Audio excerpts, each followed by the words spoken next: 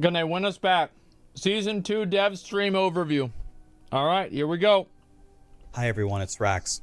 I want to throw a quick note here. I've been up for about 32 straight hours, so if I seem a little tired or off, it's now you know why. Today was an important day for Blizzard. We just got done listening to the first of two broadcasts talking about the future of Diablo 4 and what they're going to do in Season 2. This was 2 hours, and they got another 2-hour one on the 10th. It's no secret that Diablo 4 has fallen out of favor with a gigantic portion of their audience. I saw this. Let me see if I can pull it up.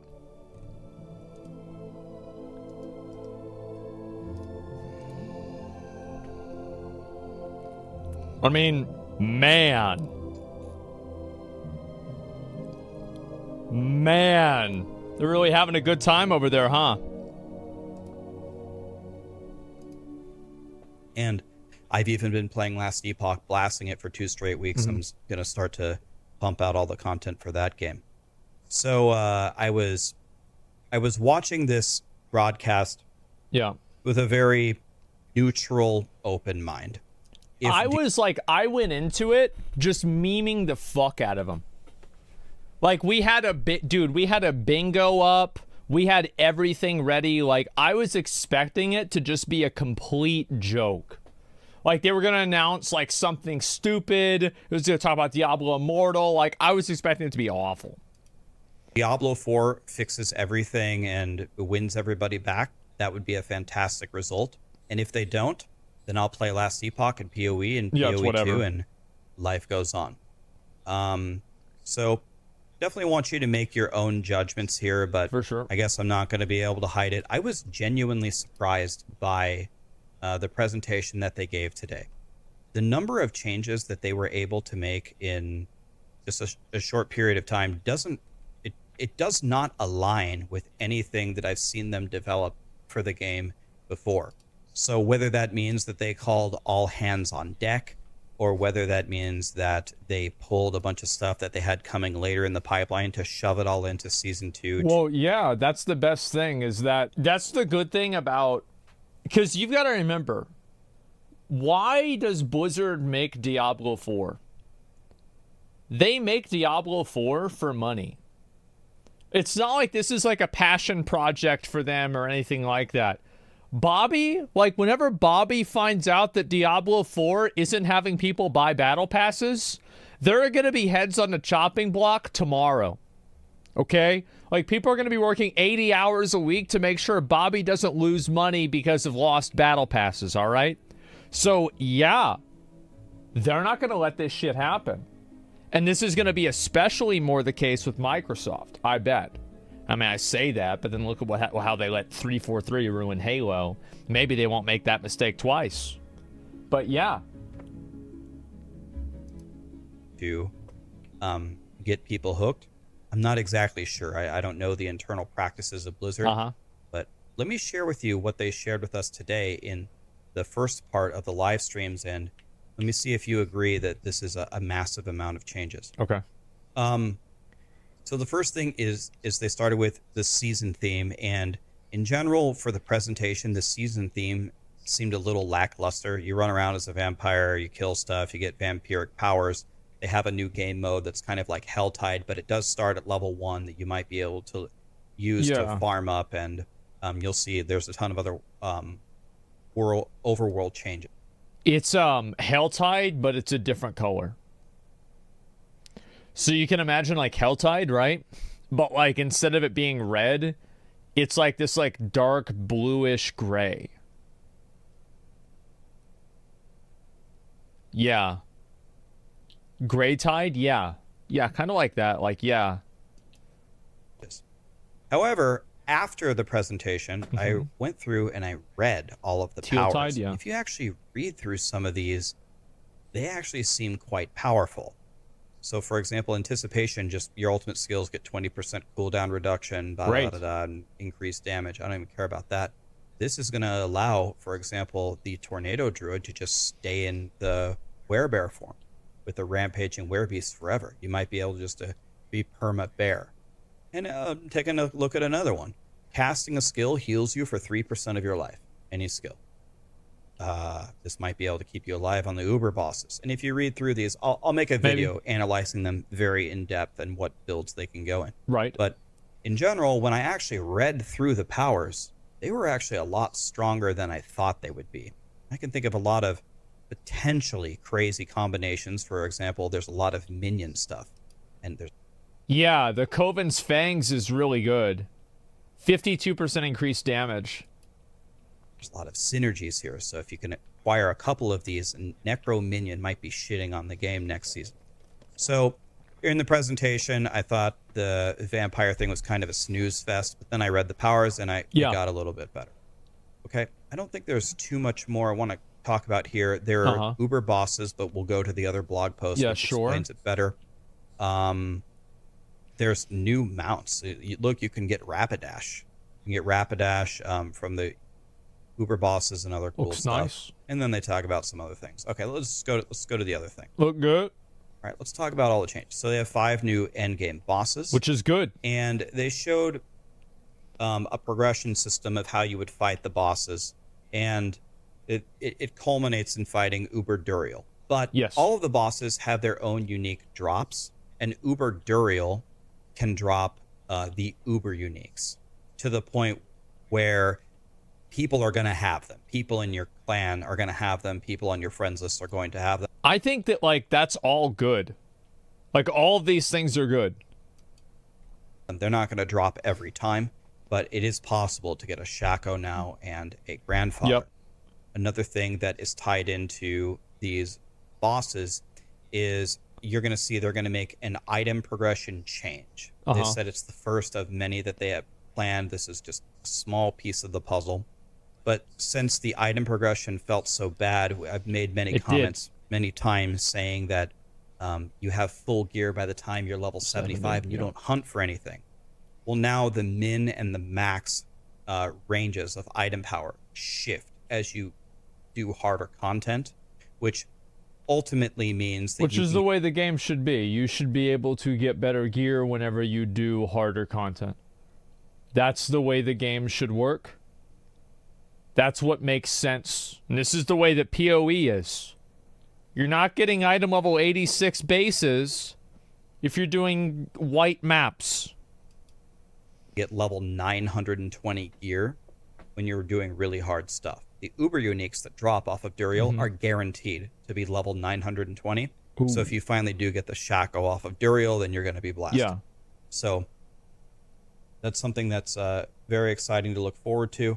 And for those of you that are wondering, they said that Uber Duriel will be easier than Uber Lilith because you have to farm some things to fight him. You can't just walk in his door and fight him. So they wanted it to be a little bit easier. They wanted it to be accessible. This makes sense to me. Okay. Uber Lilith would be a massive nerf to Uber Lilith would be making the mechanics accurate and visible. Like, can you imagine how much that would nerf the boss if you could just see where you need to go? Dude, that would be fucked up. So they're changing some endgame activities. Yeah. Legion events, they're going to come up more often. And same thing with world bosses. This is fine. This doesn't make a huge difference. Legion events are one of the best events in the game for leveling up. Yeah, they're really good. 1 to 50.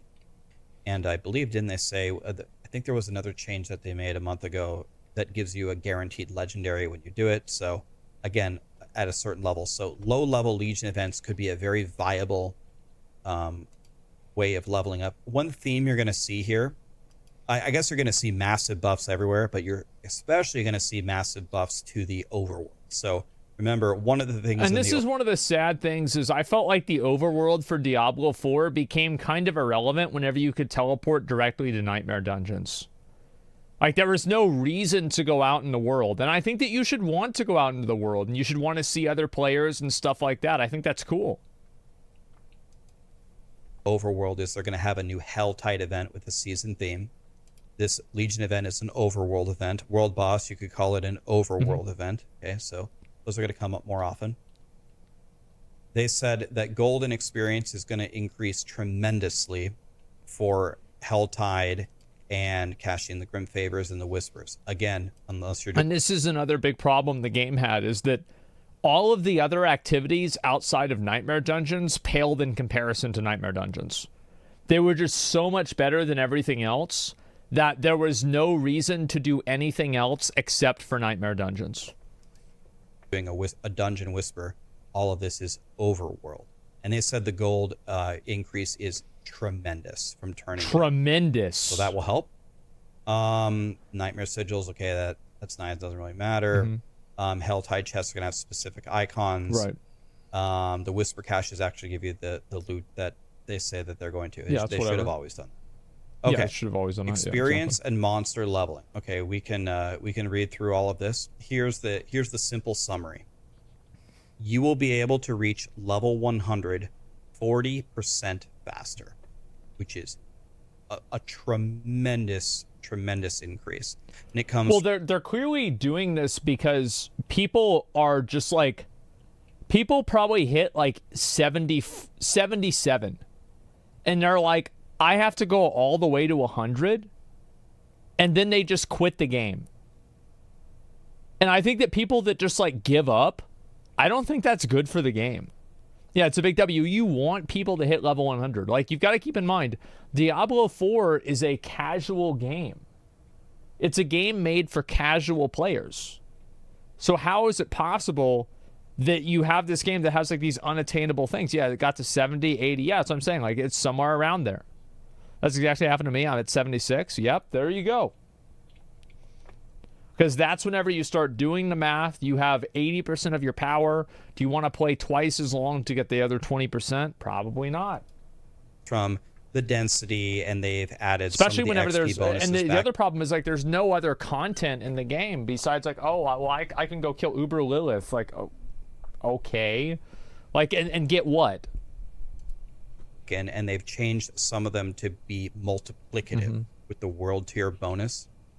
So if any of you casuals out there were saying, wow, I made a character and I didn't have any item progression, which you're going to see later, they're going to change that. Yeah.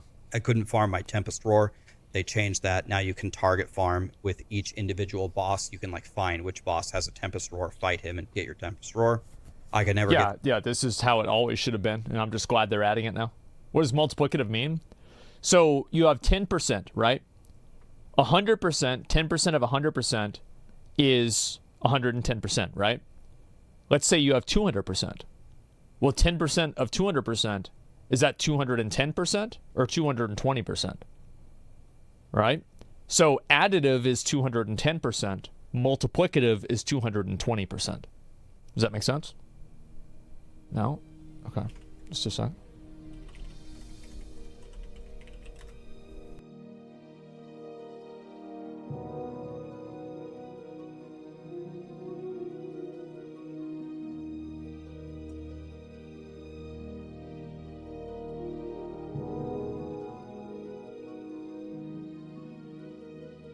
You're writing it wrong, but I get what you mean. Oh, use the plus for additive? Sure. Yeah. So that's basically what it works. And so multiplicative scaling. So like, let me show you why this is important, right? So let's say 2000% plus, we're just gonna do plus 10% equals 2200%. Okay? 2000% times 10% for additive is going to be, and this is the big difference, right? Is 210%.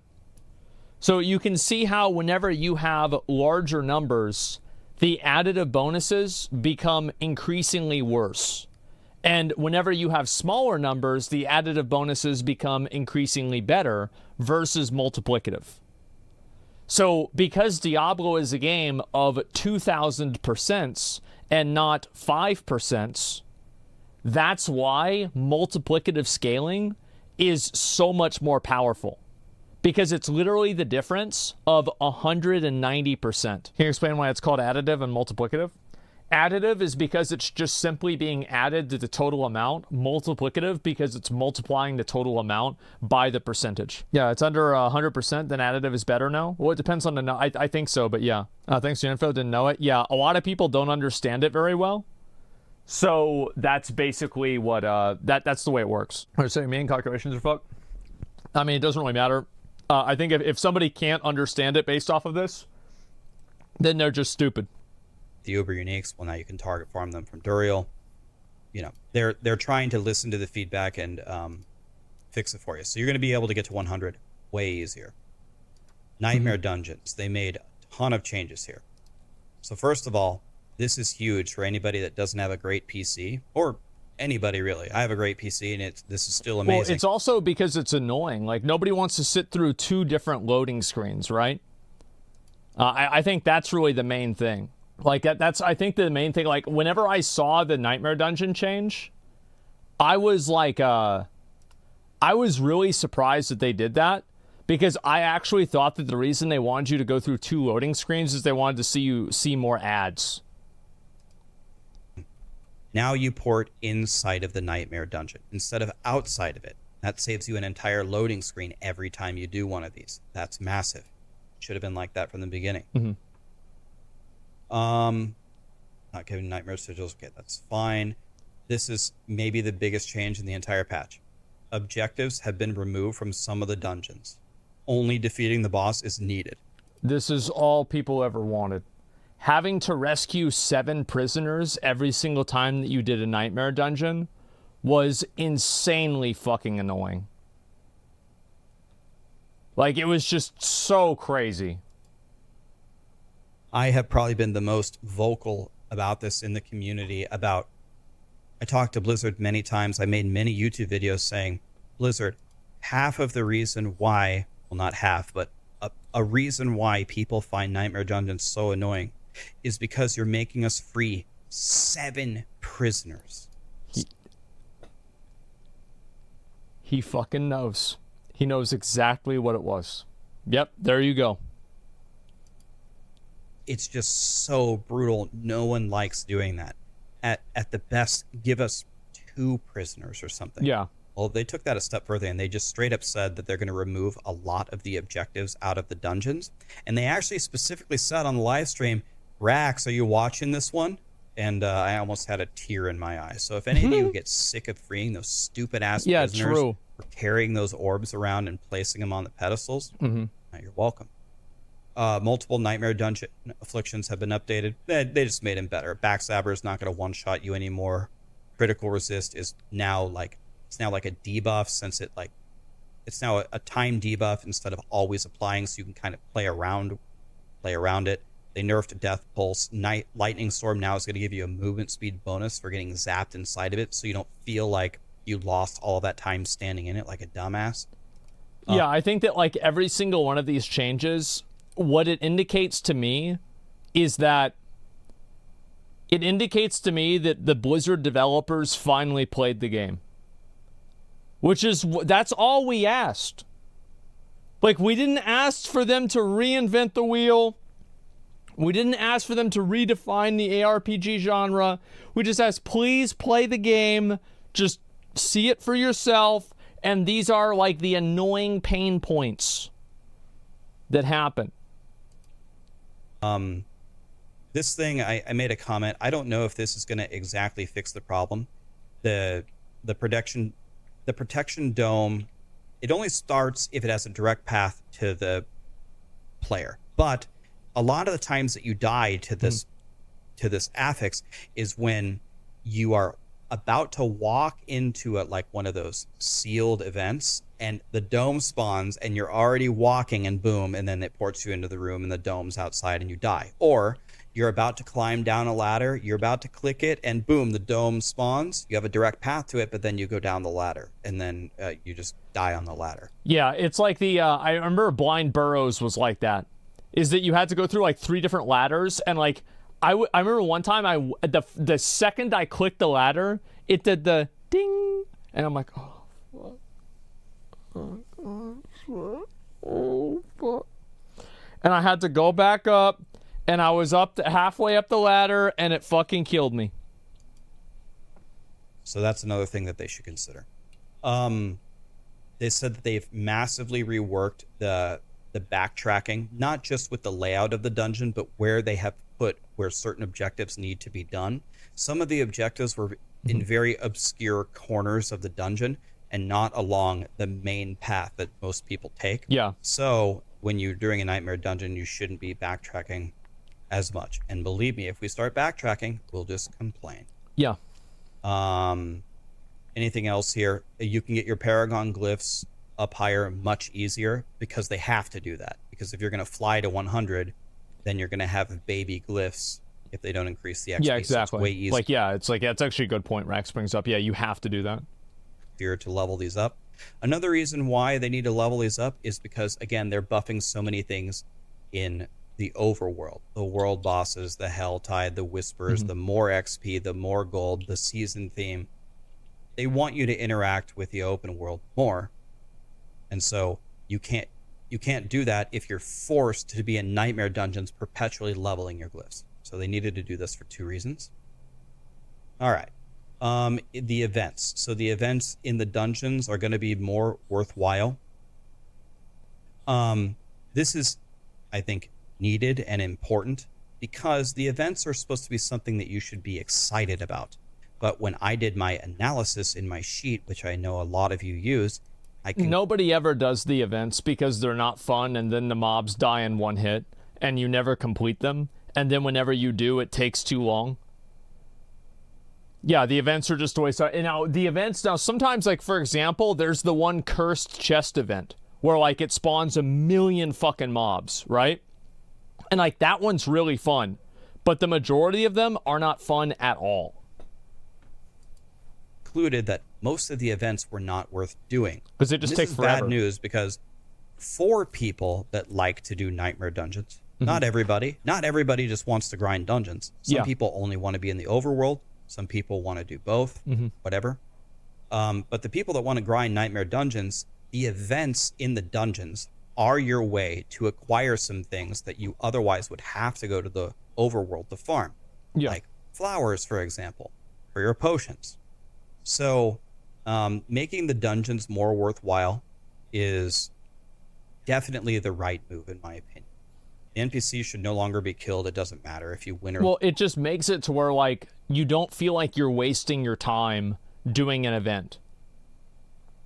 Like, that's all there is to it. It's just, yeah, the worst thing is you kill something with poison damage. Sometimes they very slowly melt into the pool, and the next wave won't spawn until it's done.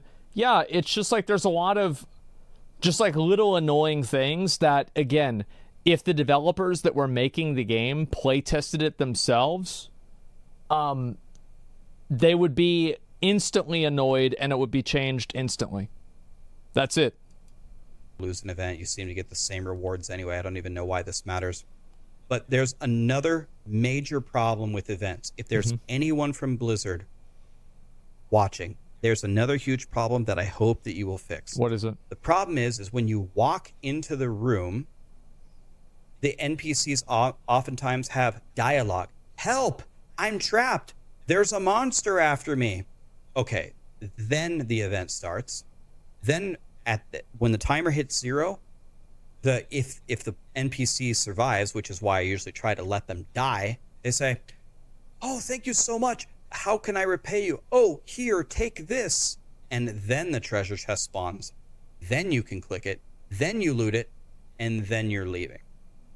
I think all of this needs to be completely abolished. Maybe you enable it only for World Tier 1, the beginner player. I don't think that's a problem, actually, because, like, a lot of people probably aren't going to be paying attention, so having the NPC say something is okay. I think that the problem is I think it's the chest reward isn't very good.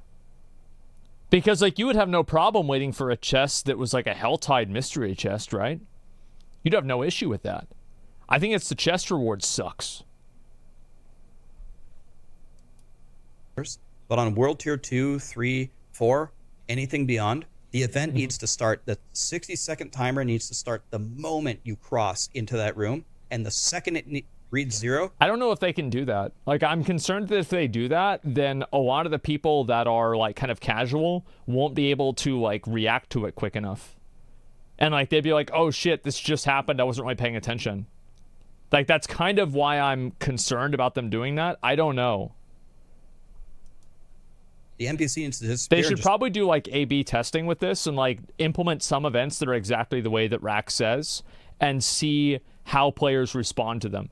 And if players are completing the events that are the way that Rax wants them to be, then they should just make the rest of the events like that as well. If there's, like, a big disparity. Because I think that he could be right, but I also am concerned that it could create like weird, confusing moments for like casual players. Drop the chest instantly. That's going to save like 10 seconds on a lot of events, and that starts to add up. Please, events start instantly and they end instantly. Please put that into the game. Yeah. They freed up inventory space by putting your gems into a different menu. The way that they did this is actually pretty smart. Because they have a bunch of fragments. You can craft a gem that you need, and you can put it in your gear. Yeah. So you have to craft it into an item. So this is going to eliminate you picking them up in your inventory all the time. But then, if you have a gem crafted, and then you say, oh, you don't need this piece of gear anymore, and you salvage it, now you have that stupid, annoying gem, you can salvage the gem into the materials, and it goes back into the menu. So that's a pretty nice quality of life thing. Another thing people are going to ask is, and it was asked on the live stream, when are we going to get more stash tabs? They said that they don't have an announcement right now. Joe Shelley answered that question. So we don't know anything more than what we knew before the question was asked. I think somehow, actually, it's crazy. I think actually we know less. Like, at this point, like, I don't even know what a stash tab is anymore. But they did say they were considering that codex change. If they implemented that codex change, if you haven't heard about it, where the legendary powers can be extracted, you can level up the legendary powers so you don't have to stack the affixes in your stash, and you only actually keep good items, that would free up a tidal wave stash space, among other things that they could do. So they said that they have nothing to announce on that right now, but they're looking at it. So naturally hopefully soon. Okay, Scrolls of Escape automatically cast for hardcore characters when you DC. That's nice. That's something that should have been on the game. Like, a lot of these things should have been in the game on release. That definitely is one of them. But, you know, I'm glad that they're doing it. Of being locked in certain areas, locked into certain stats on a legendary item, by reducing their overall enchanting cost. This is the problem. The problem with enchanting is not the initial cost of the enchant. It's the scaling. It's the fact that every enchant after that just goes up and up and up and up. And even with the it's the exact same problem they had with Azurite gear in BFA. Is the respecs just doubled. And whenever you double it for the 30th time, it doesn't matter what number you start with, you've got a big number to deal with. Increased gold on the Whispers, people are going to run out of gold instantly. Yeah, they ain't up a cap. That they have nerfed the rate at which the rerolls increase, so now you're not going to get stuck and feel like you can't reroll your legendaries anymore. Now, I do think that it's a good idea in the game to have gold valuable. Yeah, true. That makes sense to me. Gold should be a valuable resource. But this re-rolling and the exponential increases or whatever, that was ridiculous. So I'm glad that they're it's not even really an exponential increase. It's like this, bro. It just goes up. And like this is a lot. Right? And what they should do is like this.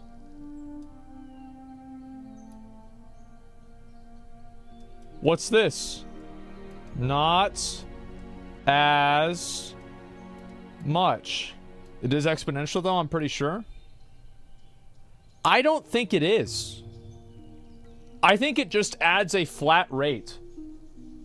Like, it just adds an increasingly larger amount. Back. I don't think they should make this trivial, though. I think this should cost you something. I think that's good for the game.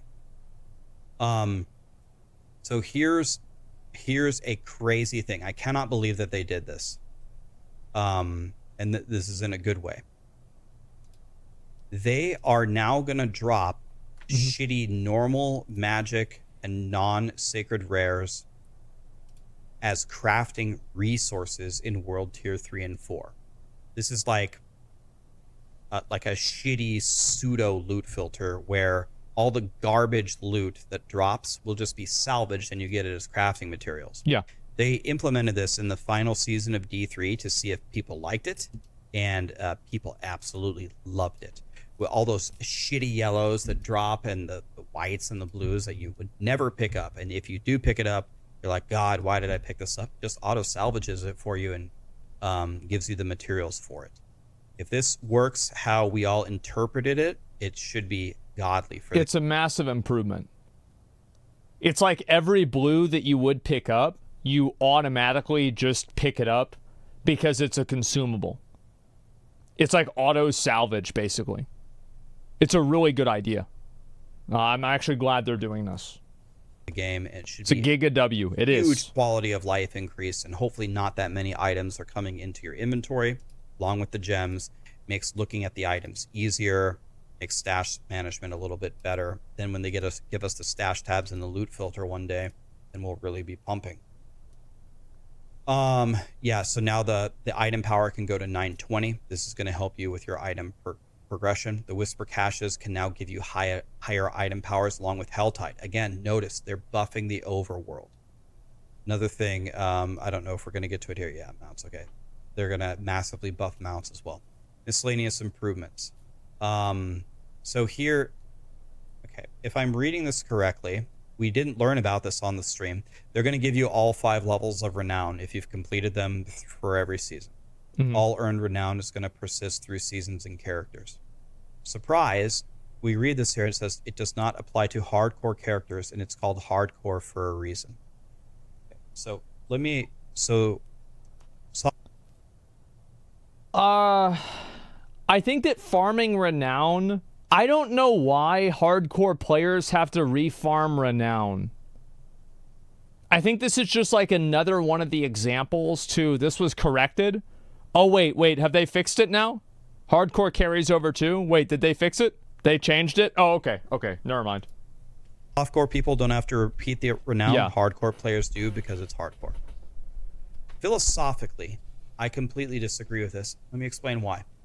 You can do almost all of the renown in the game, almost all of it, in World Tier 1, mindlessly farming, dungeons, and side quests.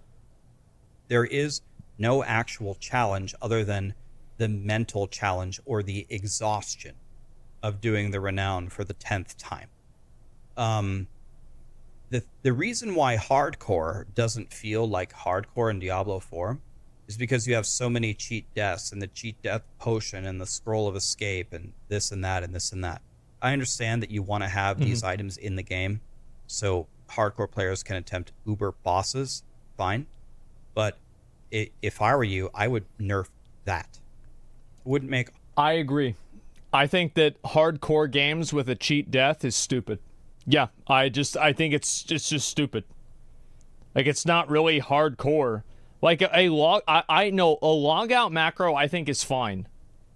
Because like a logout macro is a reaction. Cheat death is a protection. So like you do nothing and cheat death occurs. Whereas whenever you have a logout macro, you have to instantly respond to what's happening. Does that make sense? So like, for example, like using a potion at the beginning of a dungeon that protects you from getting killed, I don't think there's any skill or like sense in that. But like being able to use a logout macro whenever you know that you might die, there is more skill in that because you have to like dynamically make a decision in the heat of the moment versus like just using a potion that protects you for the entire run. Yeah, it's passive versus active. Exactly. I wouldn't turn hardcore into hard chore where we have to do the renown. I really don't understand why this makes hardcore harder to mindlessly grind the renown again. Yeah, they changed this. It certainly shouldn't make changes just based off of me, but the first thing that I thought when I read this was, will I ever race in an SSF hardcore race ever again? Because I want to fight the Ubers on hardcore. I want to race on hardcore, but I don't want to do the renown again. I hate doing the renown. Yeah, I've done the renown in the alpha, and then the next alpha, and then the closed beta, and then the open beta, then the next open beta, and then the launch, and then season 1. It's not an issue. Do it again. So that's just my opinion, but don't get this one. I don't get that. I hope Blizzard changes their mind on this if I'm reading this correctly. You can now mark an item as favorite. God, that's so much better than marking it as junk. You can also still mark as junk if you want, but now you can... Yeah, locking items is something people have wanted ever since the beginning of the game. Yeah. How about cheat death only working 10 seconds after activation? That would probably be okay too. Yeah, I think that, like, it's about... Basically, the cheat death stuff that's bad is whenever it's not being done in reaction to a specific outcome. Like, overall, like, you guys know my perspective on hardcore content, right? I think it's stupid. I don't... Playing a video game on hardcore takes away the entire purpose of playing a video game to me. Because I play video games to relax, and hardcore isn't relaxing. It's stressful. So, like, I'm really not part of this community. I don't enjoy this. I actively dislike it. So, like, whatever they want, they should just do what the hardcore community wants. Like, my opinion of a cheat death potion, if everybody in the hardcore community wants a cheat death potion and they think that's fair, then just do it. This is just my perspective. Mark it as a favorite. Wouldn't it make way more sense to mark the 2 or 3 items that are good and salvage the garbage than mark everything that's garbage? Try to hopefully hold on to the 2 or 3 things that's good. Doesn't make sense. So this is way better. 2 additional character slots have been added. Well, I was going to have to delete a level 100 character to play, so that's nice.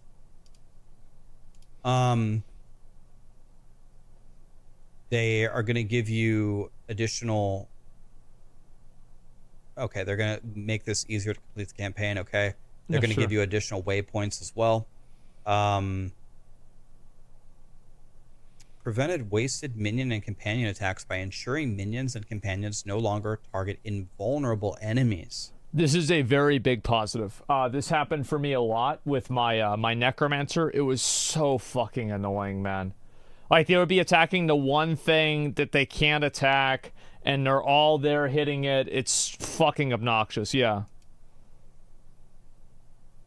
I didn't hear that. Did they share that on the thing? This is great news for Necros. Yeah, it's huge. Yeah, Necros with the vampire minion powers in this are not going to be attacking dumb shit anymore.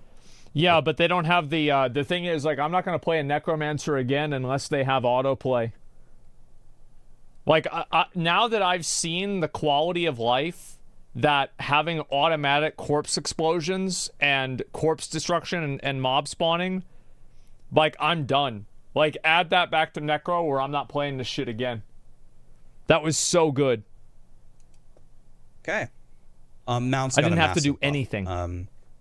They ride faster, and the most important thing can't go back. Is that their speedy cooldown has been reduced by 50%.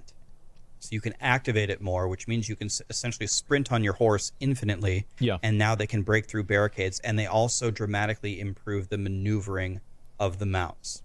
Well, this is the right time to make this change. Well, the right time would have been on the actual launch of the game, but... Yeah, true. Now that they're doing the massive overworld buffs, people are probably dreading riding on your mount. Well, now it's going to be a lot better. It's going to move a lot faster. You can sprint all the time. You can break through stuff and turn better. Town adjustments, they just made towns way better. They put stashes everywhere. They put the NPCs closer to the waypoints. They put an occultist by the Tree of Whispers, which is the best waypoint in the game.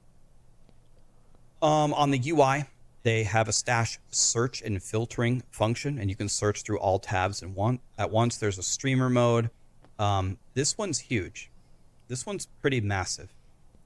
This was the first change that This is the change that I saw that made me think that the developers actually played the game. Because, like, you would have to play the game a lot for this to be annoying to you. ever asked for in Diablo 4. The very first one. First thing I ever wrote down on a piece of paper in the alpha. When an item drops, let's say it's strength, cooldown, attack speed, crit. And then the next one is strength, cooldown, attack speed, and int. The order in which the affixes are presented on the items Yeah, it makes it harder for you to parse out items. doesn't have a hierarchy. It's random. So it's so hard to compare side by side which item is better. We need them to have the same order. And now it sounds like They're finally doing do. it. So now we can actually compare items. This where is it's a good faster, thing.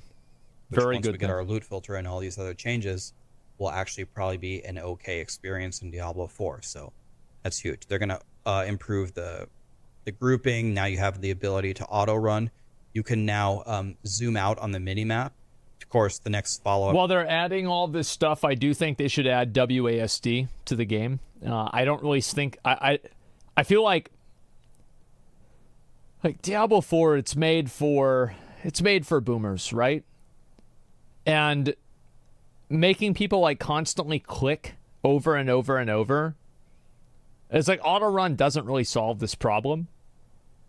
I just think that you ask somebody who's like 38 to do that, or like 43 to do that, it's kind of hard to do. It's like there's going to be a higher chance that their hand is going to hurt after doing that for a while. I don't see why you can't add WASD support. Like, how is it a bad thing that WASD is in the game? Controller's good for that? Well, why not just add WASD? Yeah, it's just like, yeah, it really makes no sense. Exactly. Like, yeah. Like, I can understand people that are saying that I'd still use click to move. Okay, great, then use it. But, like, I don't think that you should have to use click to move. Would it even work with an ARPG? Yeah, Diablo Immortal has it, and it was fine. I literally don't play because my index finger is inflamed 2 minutes into the game. Yeah, I'm sure that's the case for some people, absolutely. Yeah, they're all about accessibility these days, too. Yeah, I was, like, really surprised that, like, Diablo 4 didn't have WASD. It's, like, weird. A lot of people are saying they don't want it or they don't need it, but no one is saying why it's a bad thing. Well, that's because it's not a bad thing. There's no negative to it at all. It's just that some people don't like using it, and so I'm not saying you should take out click to move. I'm just saying you should have WASD as well. Question is, when will they let us zoom out more in the game? You can hide all combat text, vulnerable, dodge, fortified. You can see unique items better, and different stuff. So this is the first part of the stream. The second 2 hours will be, they changed all the uniques in the game. They said almost every unique in the game got changed, which I take to mean got buffed, except for maybe some. Which is great, because I would say like 9 out of 10 uniques is garbage. Like, I know for Barbarian, there's like 2 uniques that are kind of good, and the rest of them are just completely bad, and most Barbarians don't use any of them. OP ones. They changed resistances and how that all works. They changed crit and vulnerability. They have a totally new idea there. And they tease that they have a bunch of other stuff planned for 2 hours. So there's probably going to be a tidal wave of information on the 10th.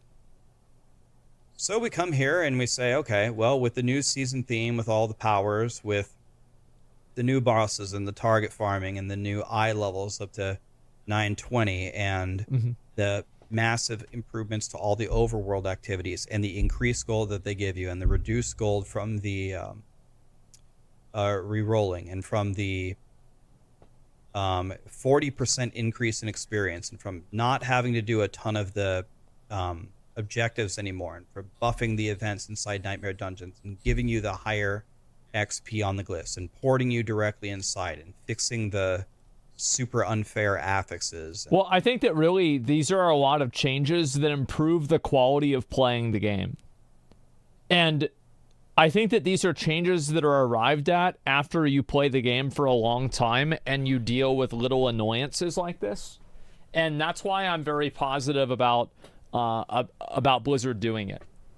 I'm extremely positive. So, like, I hope that this kind of stuff happens, and it happens more often. I hope this is the beginning of Blizzard actually making changes because certain things in the game don't play well. And I think that's all something takes. Is like, if something doesn't play well, then it's a problem. Do you think crunch led to the devs not playing the game before release? If you want me to be totally honest, As I said, I think that the most informative thing a gaming community can have for why a video game has problems is the ability to watch the developers play the game. Watch the designers and the people that are making the game, watch them play the game, and I guarantee you the reason why these issues exist will be very evident. And I'll give you an example of this. Having to click on each individual corpse in the game as a necromancer to spawn different things is very annoying. But whenever you're playing on a controller, that doesn't happen because it automatically selects the closest one. Rod Ferguson, his main class is a necromancer, and he plays on a controller. There it is. So you have somebody who actually does not understand what the problem is. And it would become evident what the problem is, again, by watching him play the game. So he isn't even aware of the issue, or he doesn't think it's a problem. Because he doesn't do it. You go on and on and on, and fixing the mounts, and fixing all the items, and making the towns easier, and all the stuff that we just talked about. Well, we ask ourselves, how did they do? Again, I think Blizzard in the last month must have just put all hands on deck or pulled some stuff from the future or something. There is no way they didn't do that. Okay? I have a really good feeling that the people that were working on Diablo 4 for the past couple of months, I think that these past couple of months have been very demanding. Very demanding. This has been a real situation. Because the volume of this patch, they said it's 41 pages, which will be the patch notes will be released on the 10th. And mostly, I'm guessing a lot of them are going to be reworking all the uniques. So we're going to have to see the things that we're going to hunt for. Yeah, I was had to play the surprised. game. I'm very surprised by the volume of these changes. I think they needed something like this. They needed some kind of blockbuster, 10,000 items changed in the game. Yeah, they need a massive overhaul. Yeah, the game. He's totally right. This is absolutely what the game needs. Yeah, it needs a massive overhaul. Kind of deal to try to win back the favor of some of their community. So I just leave it as a question to you. How do you feel about it? Probably wondering how I feel. I feel pretty good with what I've heard so far. Yeah. Let's see what they share on the 10th. Then, of course, let's see how. Yeah, I'm optimistic. After reading the changes and everything, I will now play Season 2. I'll try it out. It seems like they are improving the quality of the game, and I'm here for it. Actually plays out on the 17th. Let's say if it plays out the way that it was laid out. Mm-hmm. But I was genuinely surprised. I didn't expect this volume of changes, and I didn't expect a lot of these changes to be all positive. this yeah, it's all positive. accurate. Some of the changes do directly. The class I'm going to play, by the way, I'm going to play a sorcerer. The reason why is I played Blizzard games for 20 years, and I know Blizzard is very bad at balancing games. They just, they just don't fucking, it's just like, it's, you know what I mean, right? And so what I think is going to happen is I think that because sorcerers and necromancers scale with intelligence, and intelligence scales resistances, and you need resistances to fight the new Uber bosses, that sorcerers and necromancers are going to be disproportionately stronger at fighting the Uber bosses because they won't have accounted for the intelligence bonuses to resists in calculating how easy it is for those classes to reach the resistances. Like, there's no way they're going to have done this right.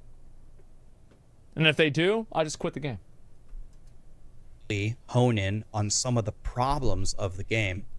A lot of the times we see a lot of changes where you just have no idea where they came from or how they could possibly have came up with that and how that will fix the problem. But they seem to have done it here. I'd love to know what you think. I will read the comments, and I I have some further feedback for Blizzard on this, but I will be doing an analysis of these powers and try to see what we can come up with, especially with the new uniques coming out. I think we may have something here that might be pretty strong to fight the new Uber bosses with. Anyway, thanks for watching, guys, and Yeah, of I'll course. see you in the next one. Yeah, I mean, as I said, I'm very positive about this update.